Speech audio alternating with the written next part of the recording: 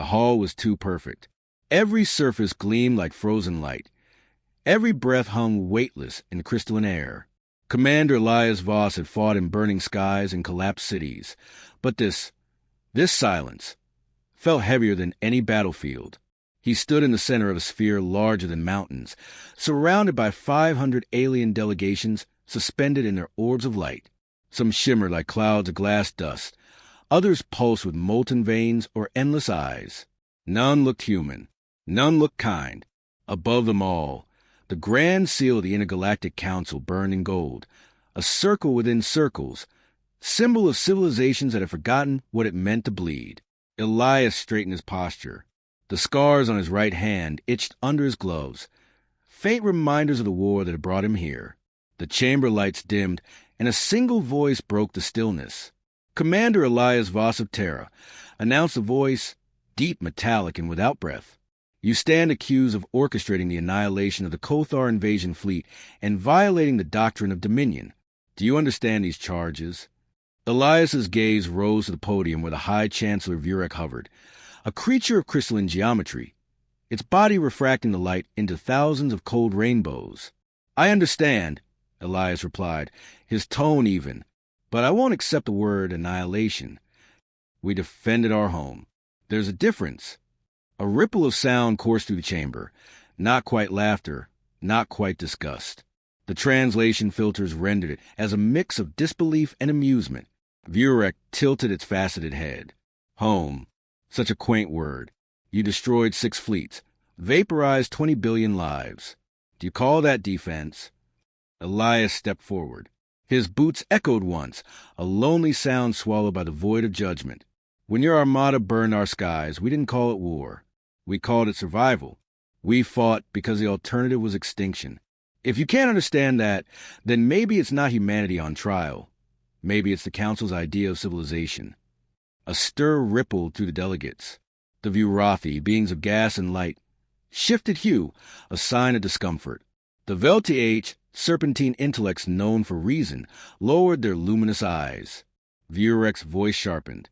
Careful, Commander. This is not your battlefield. No, Elias said quietly, but it's still a fight. For a long moment, nothing moved. The Council had seen empires beg, plead, submit, but not defy. The Chancellor's crystalline body emitted a faint hum, its edges glowing like cooling metal. Your species rose from dust and dared to challenge the stars. Tell us, what gave you the right? Elias didn't flinch. Nothing gave us the right. We earned it every time we buried our dead and still stood up again. He could feel their eyes on him, thousands of alien minds trying to comprehend something that didn't fit into equations or hierarchies. Emotion, will, the human disease. A projection shimmered into existence before the Council. Footage from the war, Earth's orbit lit by fire, ships shattered into debris fields, oceans boiling, cities in ruin. Elias saw again the streaks of plasma cutting across the clouds, the silhouettes of falling satellites, the soundless screams. He remembered Mira Solis, his second-in-command, shouting through comms as their station fell apart. Hold the line, Elias. Even if it breaks us, hold the line. And they had. Now he stood alone to answer for it. The footage faded. Silence returned, heavier than before. Vurek spoke with a voice like shattering ice. This council has endured for millions of years. We govern through order, not chaos. Yet your kind unleashed destruction without measure. You fought like beasts. Elias lifted his eyes. Beasts don't build monuments to the fallen. Beasts don't cry for their enemies. You saw our fire, but not our hearts. Across the hall, one delegate, a tall being of silver mist, whispered something. The translator rendered it softly. They fought to live. Is that chaos? The whisper spread like a current, stirring dissonance among the council. Vurek ignored it. You speak of morality while your weapons reduced our fleets to ash.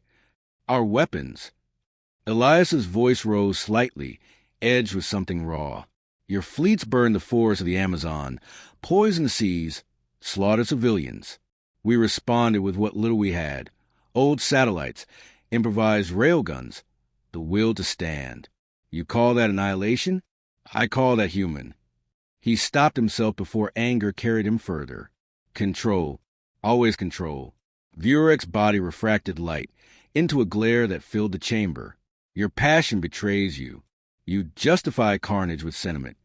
Because sentiment, Elias said steadily, is what you've forgotten. That line hung in the air like a challenge carved from stone. Even the translation machines hesitated before rendering it. Elias continued, voice softer but cutting. You've lived too long in peace. You've forgotten what it means to value something, because it can be lost. We fought for Earth because it's the only home we'll ever have. You judge us for defending it. But tell me, Chancellor, when was the last time you fought for anything that wasn't guaranteed? For the first time, Vurek fell silent. The refracted glow dimmed slightly, a hesitation among alien certainty. The presiding adjudicator, an ancient being known only as Reiner, composed a slow-moving light, spoke at last. Commander Voss, it said, the Council will examine your testimony. You may present evidence to support your claim that the war was an act of defense. Elias exhaled, feeling the first sliver of ground beneath his feet. Then I'll show you what really happened, he said. Not numbers, not projections. Truth, the kind that leaves scars. The chamber lights shifted to neutral tone. The hearing recessed, murmurs echoing like distant thunder. Elias remained still. For a moment, he looked up at the swirling bands of starlight beyond the transparent dome. So many civilizations, so much knowledge, yet none could understand the simplest human instinct. To protect what one loves. A young aide approached, a pale being from the Ealer Consortium. It extended a trembling hand. I saw your planet's transmission once, it said hesitantly. A blue sphere in darkness. Beautiful. Elias gave a faint smile. It still is. That's why we fought. When the aide retreated, Elias stood alone again. The silence returned, but it no longer felt like judgment, only distance. He had faced worse. He whispered to himself, not for courage, but remembrance. They can call it war, chaos, or defiance, but we called it home. Beyond the chamber's glass skin, the dying star flared one last time, a pulse of blue light cutting through the void. To Elias, it looked like Earth's heartbeat, reaching even here, to the heart of the council that wanted to silence it. The next session began beneath a bruised horizon of light. The council's chamber glowed with subdued blue, the color of neutral deliberation. Elias Voss stood in the center again, flanked by 3 hovering recorders that captured every heartbeat, every flicker of expression. The alien delegates drifted back to their positions, murmuring in languages that sounded like thunder underwater. Vurek's crystalline frame brightened, its edges sharper than before. Commander Voss, it began, this council requests your version of the events leading to the destruction of the Kothar fleets. You may speak. Elias nodded once. Then I'll begin with the first day of invasion. The holographic field ignited around him, a vast projection of Earth suspended in the air. The oceans shimmered, clouds moved in silent rhythm. Then the sky darkened as hundreds of Kothar dreadnoughts entered orbit, their metallic spines cut across the stratosphere like knives. Elias's voice was calm, but every word carried weight. They came without warning. No negotiation, no demand. They said Earth held strategic value, that we be relocated for the good of the galaxy.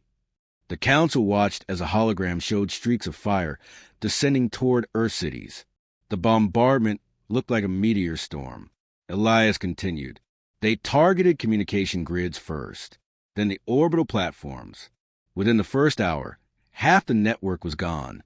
We had no central command, only fragments of defense scattered across continents. He gestured, and the view shifted to the Seoul Defense Station, his former command post. The projection showed officers shouting orders, alarms wailing, chaos bleeding through steel corridors. I was stationed here at Lagrange Point 3. The first hit took out our reactor shield. We lost 200 people in seconds. Vurek's voice was cold. Why not surrender immediately? You were outnumbered 1,000 to 1. Elias looked up. Because surrender meant extinction. They didn't take prisoners. They cleansed. He paused, letting that word linger. Cleanse. It wasn't war, it was sterilization. Through the projection, a flashback unfolded. Captain Mira Solis appeared beside him. Dark hair cropped short, eyes fierce under exhaustion. Her voice echoed from the past. Elias, they're burning through the atmosphere.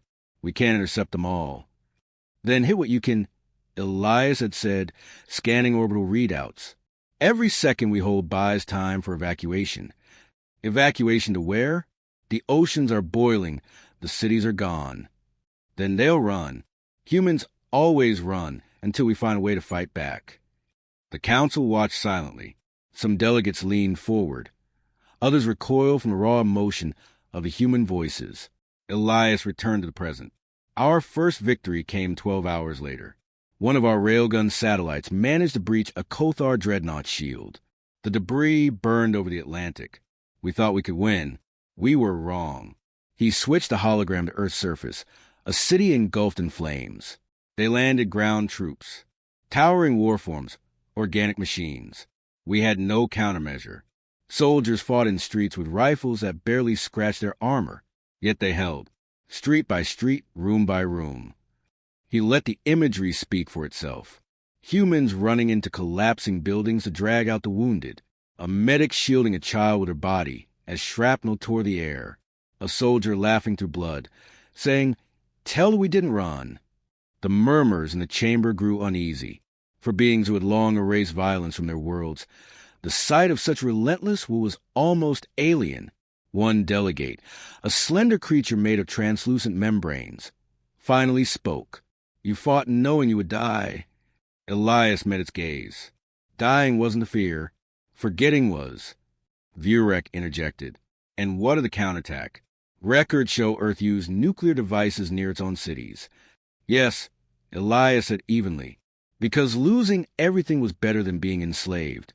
We detonated warheads in our upper atmosphere, not out of madness, but strategy. The electromagnetic pulses blinded their fleet. It gave us 6 minutes of silence. 6 minutes to strike back. He lifted his hand. The hologram zoomed into orbit. Human ships, crude compared to alien vessels, charged through debris fields, firing rail slugs and repurposed mining lasers. It looked hopeless, yet one by one, alien ships broke apart.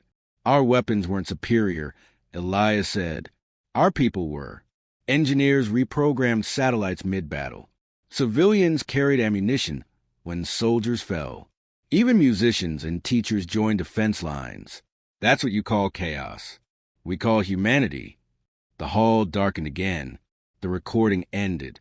Reiner's voice, slow, resonant, filled the silence. You describe defiance as virtue, but the doctrine demands order above all. Elias turned to face the elder directly. Order without heart isn't peace. It's paralysis. We're not perfect, but we're alive. That's the difference. The lights pulsed faintly across the chamber, a signal that discussion was permitted. Delegates murmured among themselves, their languages weaving into a storm of indecision. Vurek, however, remained unmoved. You speak of survival as if it grants moral authority. Billions perished because of your resistance. Had you surrendered, fewer lives would be lost. Elias's gaze hardened. Fewer lives, perhaps, but no future. You think survival is just breathing. It isn't. It's meaning. It's choice. He paused, then added quietly, even when that choice burns you alive. The holographic projection flickered again, showing the aftermath, a sky torn apart by smoke, ships falling like meteors, oceans glowing from radiation. The planet looked wounded, but not dead. Elias's voice softened. When the last Kothar ship fell, I looked out from orbit and saw Earth covered in fire. I thought we'd lost everything. But then I saw a single power grid light flicker on in what used to be New Delhi. A few seconds later, another lit up in Oslo. Then more, one by one. Humanity was already rebuilding while the smoke still rose.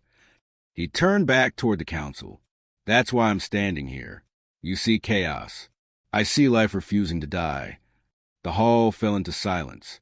No sound, no light flicker. Just quiet comprehension struggling to take form. Finally, Reiner spoke again. Commander Voss, your testimony will be entered into record. The council shall review.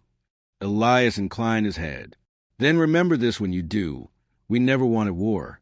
We only wanted to exist without asking permission. He turned to leave the podium. But before he could, Vurek's crystalline voice rang out once more. One question, Commander. It said, tone unreadable. Would humanity do it again? Fight with such ferocity? Elias stopped at the threshold of light. His silhouette was sharp against the blue radiance of the chamber. Yes, he said, every time. Because peace means nothing if you're too afraid to defend it. The Chancellor's facets dimmed, refracting faint beams across the room. No one spoke again. As Elias stepped out of the hall, the echo of his boots followed him down the corridor. He wasn't sure if he had convinced anyone, but he had reminded them that beneath all their perfection, they had once been capable of passion too. The following morning, the council chamber was dimmed to twilight. It was a deliberate gesture, the tone of reflection, as alien protocols called it. To Elias, it only looked like the calm before a storm. The vast dome glowed faintly above, the dying blue star casting ghostly light through the crystal walls. He stood once again in the center of the hall. His shoulders were squared, though fatigue etched subtle lines around his eyes. The previous day's testimony had rippled across the galactic network. Some civilizations called humanity courageous. Others called them monsters. Elias knew the truth rested somewhere between. High Chancellor Vurek hovered above the dais, radiant and still. Commander Voss, it began, its voice sharp as fractured glass. The council has reviewed your testimony. Yet one question remains unanswered. How did your people endure the aftermath? How does a species continue after burning its own sky? Elias's jaw tightened. He had expected that question. The answer, he said quietly, isn't written in numbers. It's written in what we lost. The holographic field came alive once more. The projection displayed the Earth weeks after the invasion, a world in ruins. Cities resembled hollow bones, oceans choked with debris. Radiation shimmered across the upper atmosphere, like dust in sunlight. This, Elias said, pointing toward the shattered continents, was what victory looked like. Silence fell. Even the translation systems seemed hesitant. Elias continued, voice steady but edged with grief. We won the war, but we didn't know what surviving meant. We lost entire generations. The air was poisoned in half the hemisphere. Crops failed. The sky rained metal for months. Our children drew pictures of fire because they didn't remember blue. A murmur rose among the delegates. Discomfort, confusion, pity. Vurek, however, remained motionless. Then you see, it said, your defiance doomed you. Elias turned sharply toward the Chancellor. No, it tested us. He raised a hand. The projection shifted again, showing refugee camps built from wreckage, humans wearing scavenged armor, engineers patching machines out of melted steel. When the war ended, the world didn't heal itself. People did. We buried our dead and built over their graves. We taught our children what happened, not to make them hate, but so they'd never forget why we stood. An image filled the chamber. A little girl sitting beside a broken fighter jet, planting a single sprout in the cracked soil. The delegates stared. It was such a small thing, yet it carried a weight none of them could measure. Elias's tone softened. You asked how we endured. We endured because we still found beauty, even in ashes. For a moment, not even Vurek spoke. The council's light dimmed, a collective pause of thought. Finally, one delegate, a being of swirling light, called Eleanor the Loth, leaned forward. Its voice trembled through the translator. Your species bears sorrow, yet you rebuild. Why? Why not abandon your world and start anew? Elias shook his head. Because we're tied to it. The soil remembers us. Our oceans carry our history. Leaving Earth would be like leaving our soul behind. He turned his gaze toward Vurek. You look at us and see chaos. But what you call chaos is simply the price of caring. Vurek's voice sharpened. Emotion blinds you. It breeds conflict. Elias met its crystalline glare. Maybe, but it also gives us reason to keep living when there's nothing left. Logic can build empires. Only heart rebuilds after they fall. The chamber lights flared as if the room itself responded to his defiance. Vurek's tone grew colder. You dare lecture civilizations older than your son? Elias's reply was quiet but unyielding. Age doesn't equal wisdom. You've forgotten struggle. We live with it every day. That's what keeps us human. A hush swept across the delegates. The tension was fragile, one spark away from shattering the council's decorum. But Elias didn't stop. He turned back to the hologram, shifting it to display footage from orbit. A space station, Aegis II, floated above Earth's wounded surface. Humans in patch suits worked outside, welding plates of scavenged metal together. We rebuilt our orbit before our cities, he said, because we wanted to look down at what we saved. We needed to see that the fight hadn't been for nothing. The screen zoomed in on a group of workers raising a new flag, not of any nation, but humanity itself. A simple blue and white banner, Earth at its center. A quiet voice came from the delegation of the Veldage, the same serpentine being who had spoken in the first session. You are proud creatures. Elias nodded slightly. Pride isn't arrogance when it's earned through loss. Vurek's light dimmed, its edges pulsing with restrained anger. And yet, it said, your recovery has made you dangerous. The Council fears your kind may not stop with defense. You rebuild your weapons faster than your homes. Elias turned fully toward it. His expression held no fury, only weary honesty. You mistake preparation for aggression. We rebuild because we know the universe isn't kind. We've learned to hope and prepare in the same breath. He paused, letting that truth settle. We don't seek war, but we won't wait for mercy. A long silence followed. Even Vurek did not respond immediately. When it finally spoke, its tone had changed, less disdain, more curiosity. You speak as though survival itself has become your faith. Elias looked down, then back up. Maybe it has. Not survival of the body. Survival of meaning. Every human who died left something behind. A promise. We keep those alive. He stepped closer to the center of light. That's what it means to endure. The hall quieted completely. The delegates no longer looked at him as an accused soldier, but as something unfamiliar. A creature that burned but did not break. Eleanor of the Low spoke again, softly. Your people carry grief like light. It hurts, but it guides. Elias inclined his head. That's the best description I've ever heard. Reiner, the elder of luminous energy, rose slowly from its sphere. Its light shimmered like a dying candle. Perhaps the council has grown too distant from struggle. Perhaps this human reminds us of what we once were. Vurek's glow flickered, refracting violently. Elder Reiner, are you suggesting? Reiner silenced it with a wave. I suggest we listen before we judge. The hall fell still again. Elias's voice dropped to a whisper that somehow filled the chamber. You asked how we continued after the fire. The truth is, we didn't heal because of strength. We healed because we refused to let sorrow become our master. He turned off the projection. The chamber plunged into semi-darkness, lit only by the faint pulse of the star beyond. Elias looked up at that light, fading, trembling, but still burning. That star out there, he said quietly, is dying, but it still shines. That's Earth now. That's humanity. No one replied. For the first time since the hearing began, the council sat in complete silence, not the silence of dismissal, but of contemplation. Commander Elias Voss stood in the center again, his reflection faint in the polished obsidian floor. Around him, the council gathered in tiered rings, thousands of eyes, sensors, and shimmering forms watching the lone human who had unsettled an empire of peace. High Chancellor Vurek's crystalline body dimmed and flared like a storm contained in glass. Commander, it said, its tone sharper than before, you promised to explain why your species chose resistance over surrender. Today, we demand that answer. Elias didn't flinch. You'll have it. He motioned to the holographic field.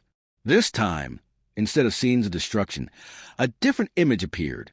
A small classroom dimly lit, filled with children sitting on the floor. Their faces were smudged with dust, but their eyes burned bright as an older woman drew on a cracked wall with charcoal. She was a teacher, Elias said. Her name was Alina Cade. The alien fleet had already glassed most of the northern cities. Power grids were gone, and all she had left was a classroom in the ruins. Every day, she gathered the surviving children and taught them mathematics, literature, history. She taught them as if the world hadn't ended. The council murmured in confusion. One delegate, a sphere of bioluminescent vapor, spoke through the translator. Why waste energy on lessons? Survival should have been your focus. Elias's gaze hardened. That was survival. She wasn't keeping him alive for another day. She was keeping him human for another generation. The room stilled. The hologram changed again. Alina standing before a broken window. The sky outside crimson from alien fire. When soldiers came to evacuate her, she refused. She said, "If I leave, who will tell them what courage looks like?" Elias paused, the weight of memory pressing against his voice. She didn't live to see the end. But every one of her students did. One of them designed the orbital shields that protect our planet now. Reiner, the ancient elder, spoke in a voice like wind through glass.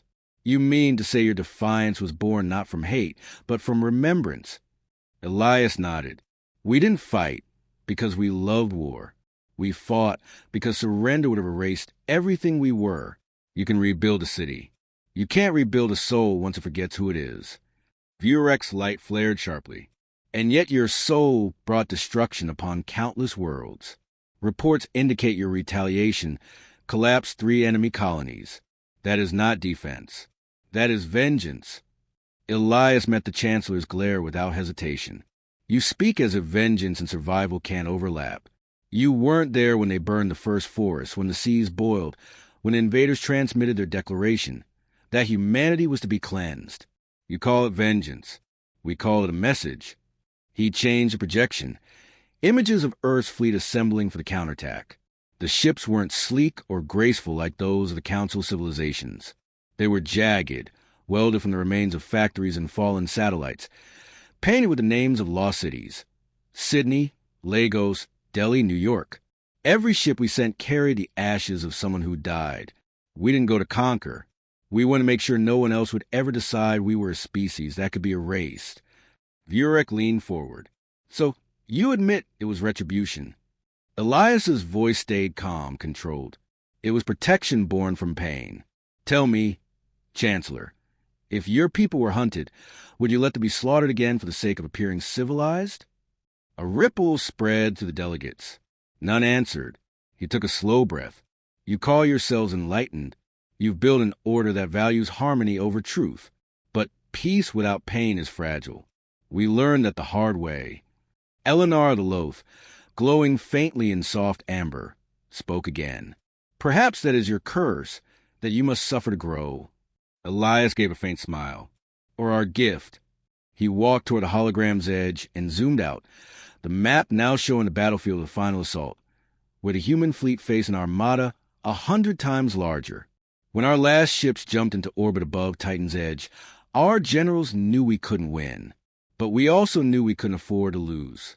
We had one goal, to show them that we'd rather die standing than live kneeling. Vurek's crystalline fingers twitched. "And how many died for your pride?" Elias turned, voice rising just slightly. "Pride? No, Chancellor. Purpose. There's a difference. Pride asks to be seen. Purpose asks to be remembered." He switched the hologram to the final transmission, a fragment of the broadcast humanity sent just before the last battle began. Static filled the chamber. Then a woman's voice emerged, calm, resolute. "This is Commander Miravos, Earth Defense Command. To any species listening, this message is not a declaration of war. It's a declaration of existence. We will not vanish quietly into the dark." The room was silent, except for the faint hum of the recording. Elias didn't look away. She was my sister. Even the air seemed to stop moving. She led the fleet. I was stationed on the ground, coordinating defense lines. I heard her final words as her ship rammed the enemy flagship. That explosion ended the war. Reiner's glow dimmed. "Your world won through sacrifice."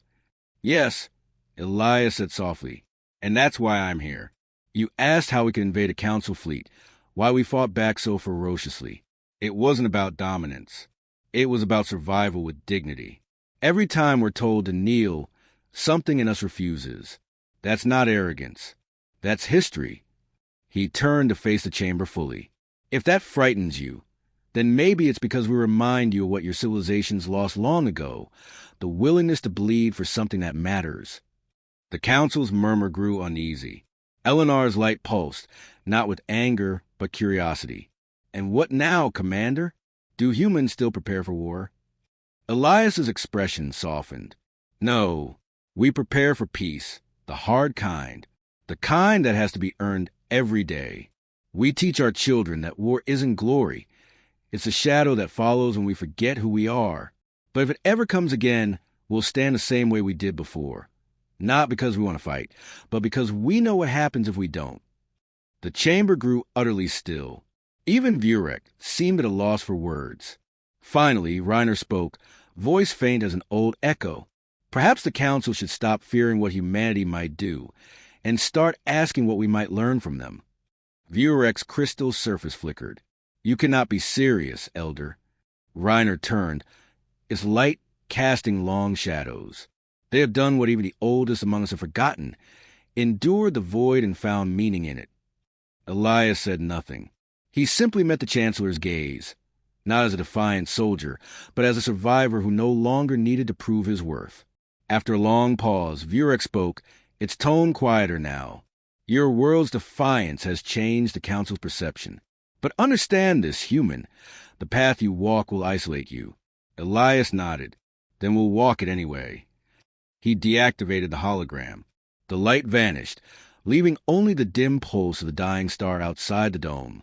Commander Elias Voss stood again in the center ring, illuminated by the pale glow of the dying blue star above. He was tired, not from fear, but from the emotional gravity of truth-telling. Every word spoken over the last 3 sessions had cost him something.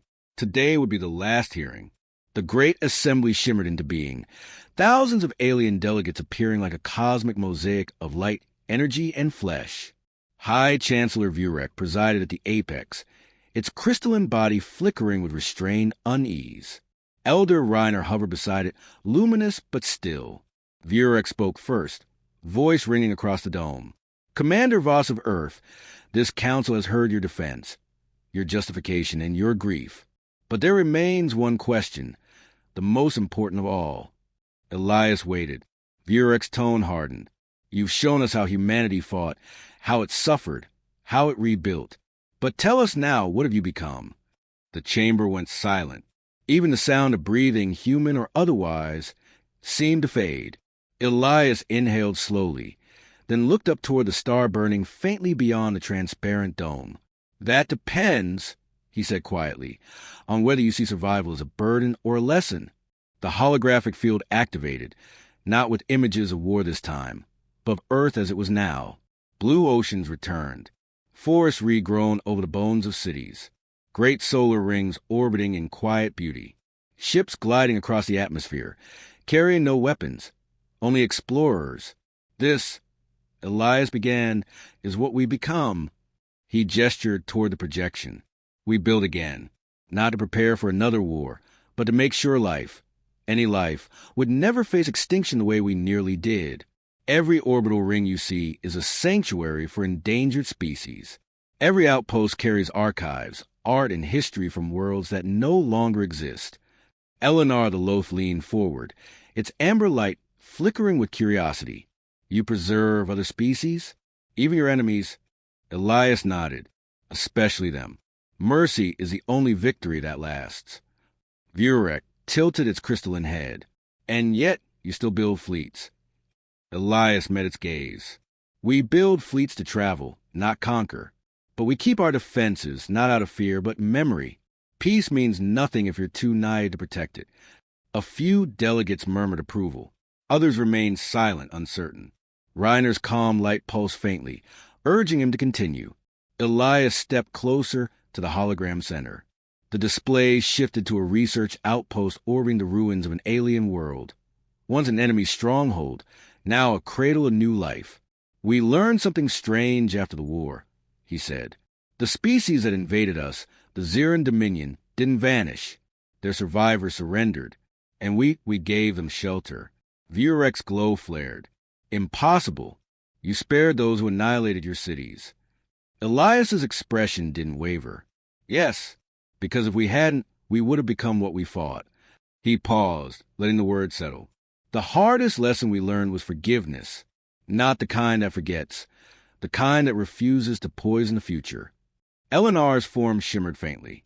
You speak of mercy like it is a weapon. Elias smiled, faint but real. In a way, it is. Mercy disarms what fear never could. The room quieted. The delegates leaned in, listening. Not to a soldier defending his people, but to something deeper, a civilization rediscovering its purpose. He continued, his voice steady. We don't call ourselves survivors anymore. We call ourselves stewards. Humanity has spread beyond Earth, to the moons, to the outer colonies, to the edges of what we used to fear. But every step forward carries the same vow. We don't conquer worlds, we heal them. He pressed a command into the console. The hologram changed again, showing a massive terraforming project. A barren moon now covered with green fields and blue lakes. The symbol on the machines wasn't of any nation. It bore one word in multiple alien languages. Home. Each world we touch now, Elias said, is part of a single promise. That life, no matter where it starts, deserves a chance to continue. Reiner spoke softly, almost to itself. And yet, you still burn with fire. I can feel it in your words. Elias nodded once. Because peace without strength invites oblivion. We learned that too. But strength without compassion invites tyranny. We walk between them, always. Vurek's crystalline edges dimmed. Its voice came quieter this time. And do you think that balance can last? Elias turned toward it. No, balance never lasts. It has to be kept, rebuilt, protected, relearned, every day by every generation. That's the real cost of survival. He stepped back and let the hologram fade. The chamber darkened again, leaving only the glow of the dying star above. Elias looked up at it. You asked what we become. The truth is, we're still becoming. Maybe that's what makes us dangerous. Not our weapons, not our will to fight, but our refusal to stay still. We're always changing, always reaching. A hush settled over the hall. For a moment, no one spoke. Then Reiner's light pulsed gently. Perhaps that is what the universe needs again, something that remembers motion, even after loss. Elinar's tone was thoughtful. If humanity's story is one of constant becoming, then maybe their chaos has purpose. Vurek remained still, its crystalline body flickering with conflicting light. You speak of purpose as if it absolves destruction. Elias's voice came calm but firm. Purpose doesn't absolve anything. It redeems what's left. We carry our sins. We just refuse to repeat them. That answer lingered, powerful in its simplicity. At last, the Chancellor rose from its dais. The Council will deliberate, it said, but the authority in its tone had softened. Your words have shaken centuries of order, human. Some will see you as a threat, others as a reminder. Elias inclined his head. Reminders are enough. Vurek hesitated. If we recognize your world, if humanity becomes part of this council, what then? What will you bring to us? Elias didn't hesitate. Perspective, the reminder that peace is inherited. It's earned. That courage isn't aggression, and forgiveness isn't weakness. We'll bring the one thing your galaxy seems to have forgotten. That hope doesn't need permission. Reiner's light flared brighter, like a silent applause. Even among the coldest delegates, something shifted, faint but unmistakable. Vurek finally spoke again, its voice lower, almost reverent. Perhaps it was not your kind that invaded. Perhaps it was your spirit. Elias allowed himself the smallest smile. We've been told worse. The chamber dimmed as the session ended. Delegates faded one by one, leaving Elias standing alone beneath the glass dome. Outside, the star flickered, a dying sun holding on, unwilling to vanish. Elias watched it for a long moment. In its fading light, he saw reflection, memory, and promise.